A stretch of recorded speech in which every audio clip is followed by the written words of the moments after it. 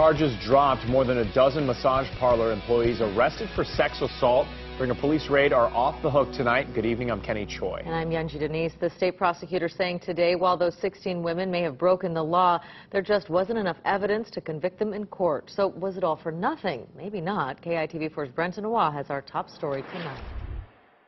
Honolulu prosecutor Keith Kaneshiro decided today to dismiss the sex assault charges against 16 women who worked at various Honolulu massage parlors. He said police make arrests based on probable cause, and in all of these arrests there was sufficient evidence to establish probable cause. But there wasn't enough evidence to make those charges stick. The arrests were made about a month ago. The woman's lawyers say it should have never happened. If they really thought it through, they would never done this sting operation, because it's ridiculous. This is victimizing the victims again and again and again by this supposed policy to go after the pimps. HPD says it wants to put pimps behind bars. It points to its track record within the past 2 years, where officers made 19 arrests for promoting prostitution or sex trafficking.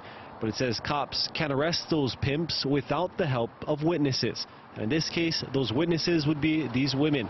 Whether or not HPD was able to get any leads out of these women remains in question, but these lawyers aren't buying that explanation. The notion that they're going after the pimps is completely ludicrous, and again, it's just more lies compounded by the notion that they're somehow helping the public by enforcing these prostitution laws by further criminalizing women and victimizing them as sex assault victims.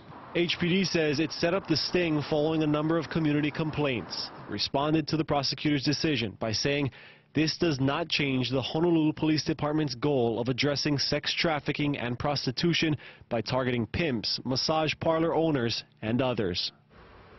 Prosecuting attorney Keith Kaneshiro also said that he'll keep working with HPD to address massage parlor prostitution and racketeering operations. Meanwhile, while these charges were dropped, some of these women will still have to face consequences for being arrested.